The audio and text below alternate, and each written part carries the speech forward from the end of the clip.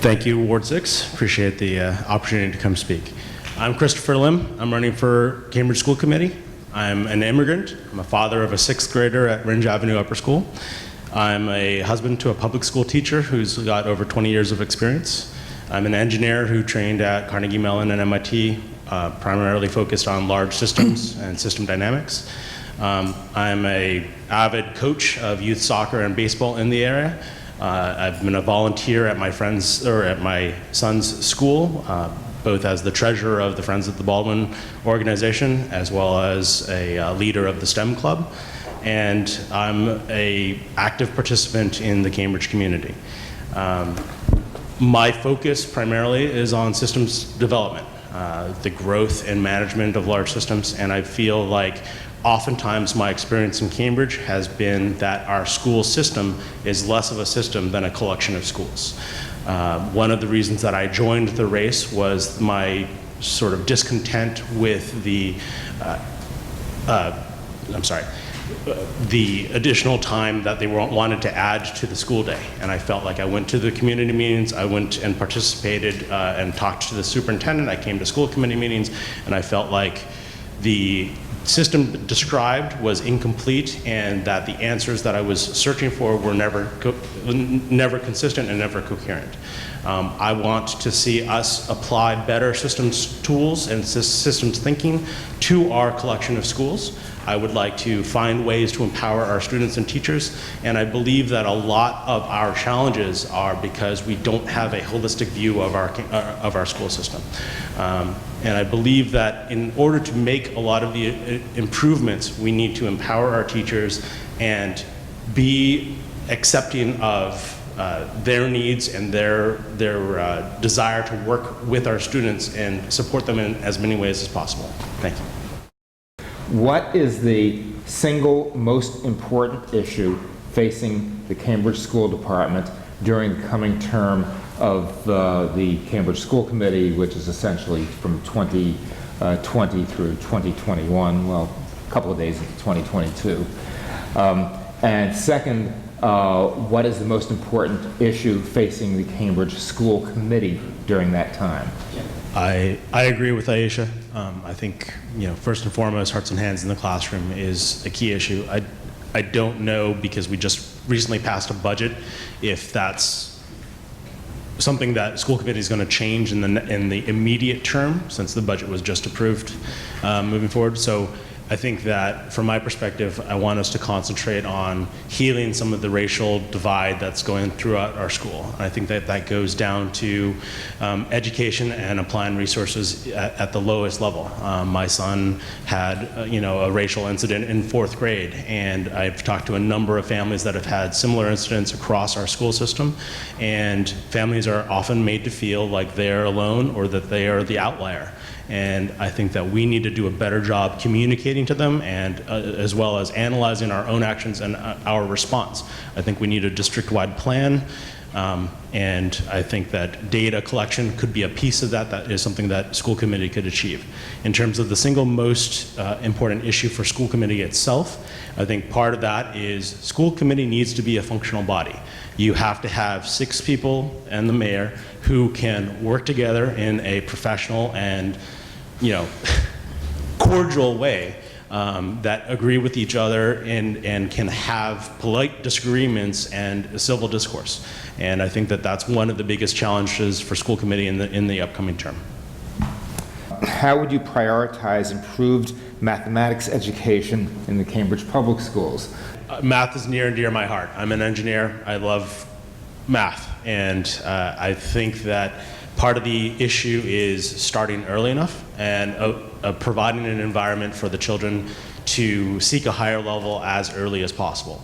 I think that by the time a child is in middle school, if you are seeing a significant achievement gap, it is really, really challenging to address that individual need at that age range.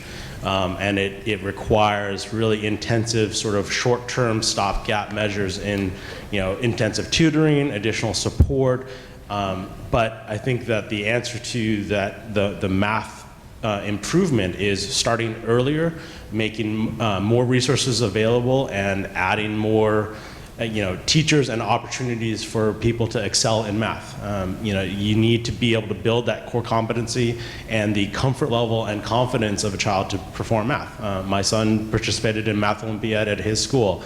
The math specialist at the Baldwin was phenomenal, and she built this culture where kids would come into Math Olympiad after starting at a younger age in a program that they called Crazy Eights, and then because they were comfortable with math, they would then go on and participate in a statewide competition. And that comfort level and that love of math, similar to building a love of reading, is important at that elementary school age, where then nobody should grow up feeling like math is not my subject. Like, they should be comfortable and proficient. And I think that you start earlier and address those needs as they're coming up through elementary school. It's given the very large turnover on the school committee this year, what skills and attributes do you bring to improve the productivity of the school committee? Christopher? I think that the skills that I bring are all related to system design and systems thinking. As an engineer, I bring that lens to everything that I do. And I think that understanding that this is a large, complicated human system that has a lot of trade-offs and differing priorities is a valuable skill to bring to the table. I also combine that with my marriage to a public school teacher. It gives me an additional lens of the educator, a frontline person who is dealing with the challenges that they face in the classroom on a day-to-day basis.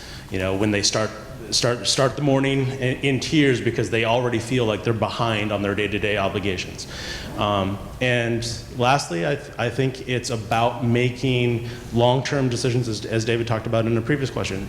Like, that systems focus applies to how do we make those priorities and choices in the day-to-day, but with also keeping in mind that we have longer-term plans that we need to achieve. And I think the attribute that I bring is humility. I've never been the smartest person in the room. I've always needed to work harder just to stay afloat. And I have a rather dispassionate view of where I rank intellectually, and I think that I will work with others and appeal to others who are better informed and more knowledgeable on any particular subject. I am a student in a college prep Algebra 2 class. In my class, there is only one white student.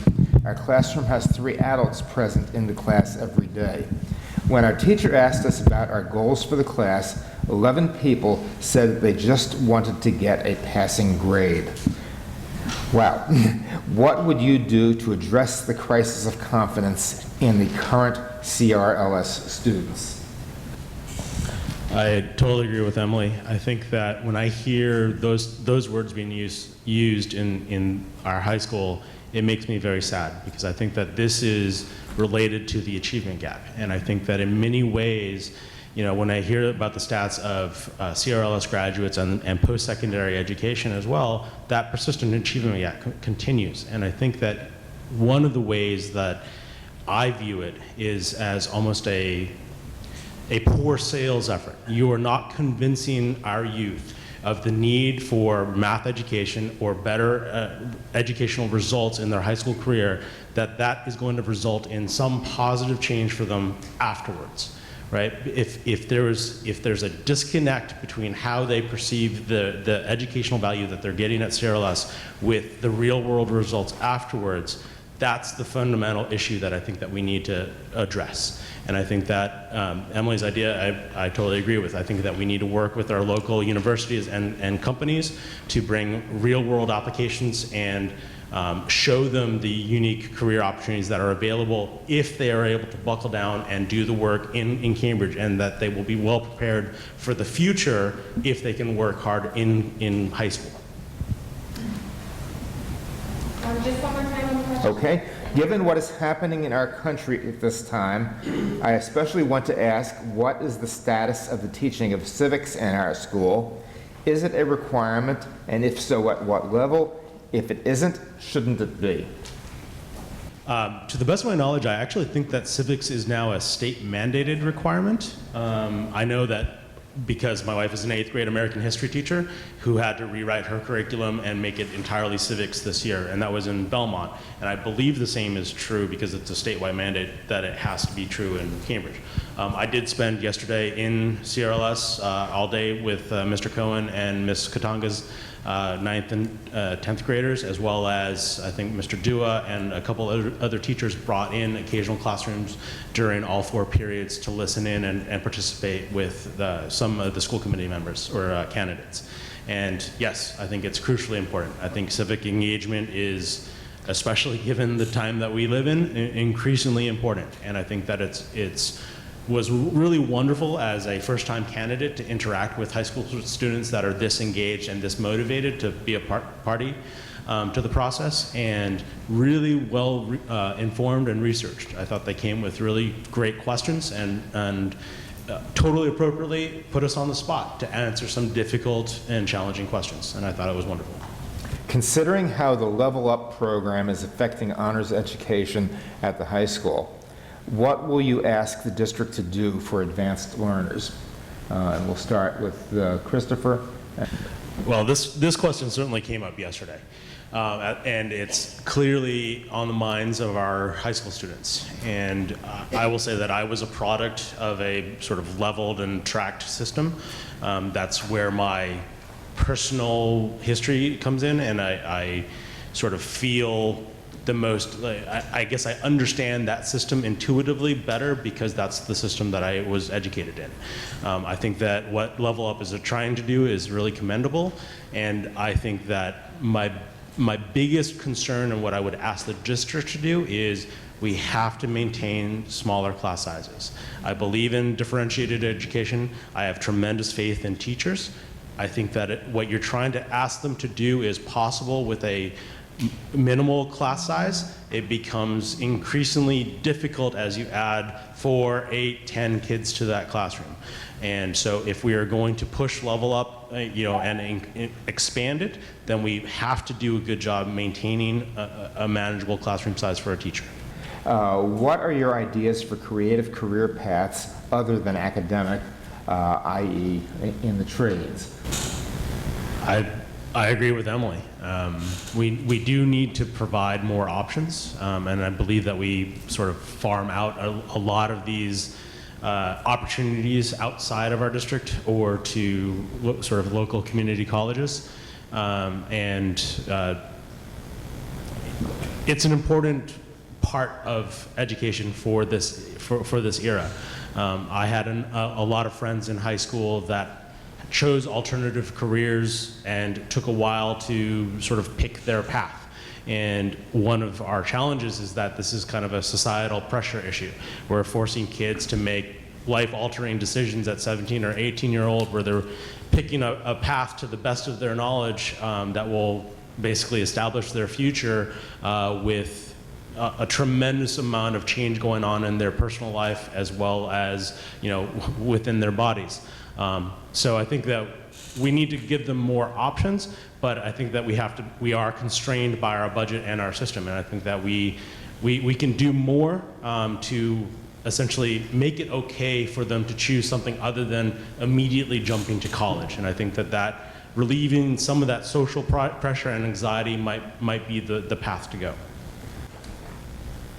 Next question, do you believe that the Cambridge School District should support and fund tuition payments for CRLS students attending NUVU? And I'm going to confess that I don't recognize the abbreviation NUVU, so somebody hopefully will explain that.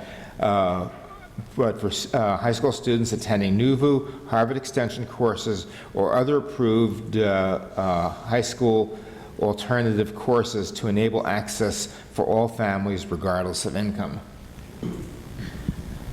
I think that this might be the first dissension. I struggle with this on a personal level because this is the difference between my personal opinion and then what I believe that we should do as a system.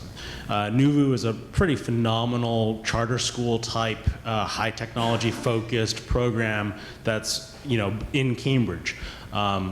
I am pretty excited about it, and I think that it has a lot of potential and could do great things for the children that are unable to go there. I struggle with the charter school model because I believe it pulls resources away from public schools.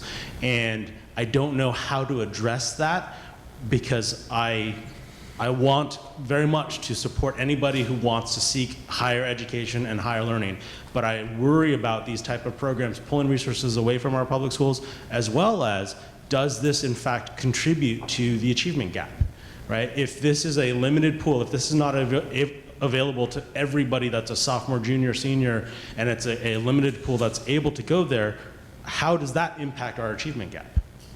Cambridge schools used to assure that schools were diversified by making this a priority.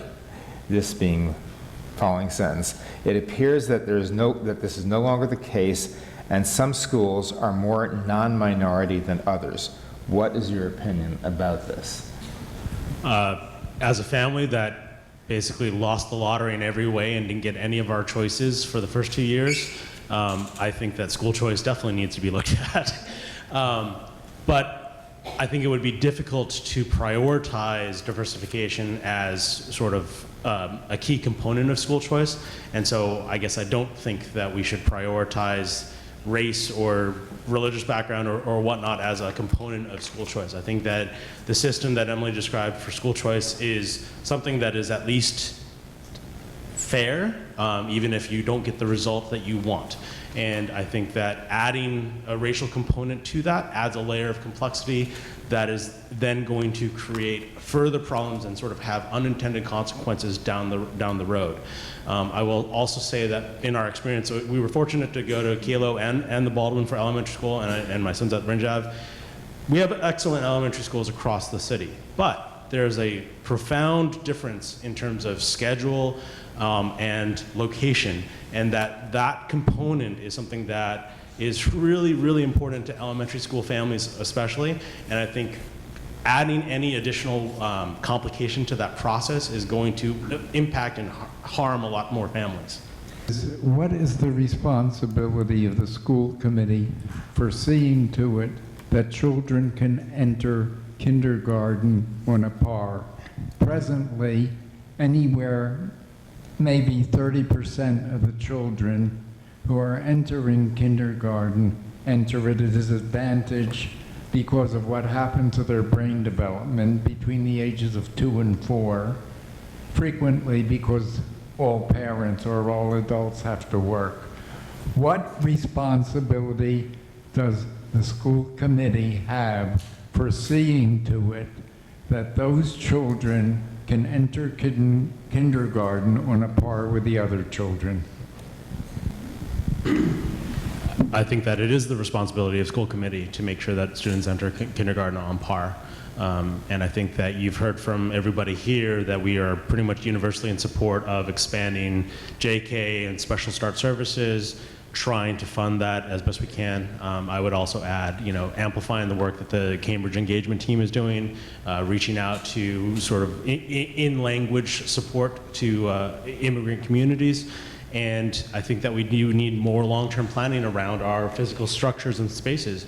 And we need to provide the classroom space to allow more children to enter JK and the JK combined classes and special start. I know the Baldwin, I believe, lost a special start classroom just due to physical limitations this year. And so those are the responsibility of school committee, and it is part of our job to address those issues and provide resources. My thing is, as a Montessori student, I was a Montessori lifer. I was privileged enough, because my parents worked, to get into Montessori, and I started there from pre-K up until 6th grade, but now Montessori goes to 8th grade. When I went to Wrench after that, I walked in, and they gave me an algebra test, and that was a test for the end of the year, and I passed it with a 97. You know what I told them? I learned this in 5th grade at Montessori. Okay, so that's a problem. If I'm in high school and they're teaching me 5th grade work, what are you like? How are you guys going to help that change? Because like you guys all said, it does start at a young age, but then you have to pay attention to as you grow up. Are they learning the same things? Is the learning ethic at every school the same thing? How, as a school committee, are you guys going to focus on actually making sure that the education that these kids require they're actually receiving? I think one of the challenges that the final two questions bring up is this comparison between private and public education. I think one of the advantages that private Montessori has and private schools across the board have, I've heard similar anecdotes with pupils that come in and transfer into CRLS from private elementary or middle schools, is that private schools can say no. If you are misbehaving in class and dramatically causing difficulties, you can be asked to leave. There are oftentimes very stringent behavioral requirements, although they also have the resources to deal with students on a one-to-one basis. So those go hand in hand with the Montessori style education and allow them to, in some ways, push for sort of higher academic excellence. I think what we can do is reach out to CRLS graduates, bring them and integrate them into the process, learn the lessons from their experiences in the system, and tie that more tightly into Cambridge Public Schools. I'm Christopher Lim. I need your #1 vote, and I would like to bring systems thinking and systems design skills to Cambridge Public Schools.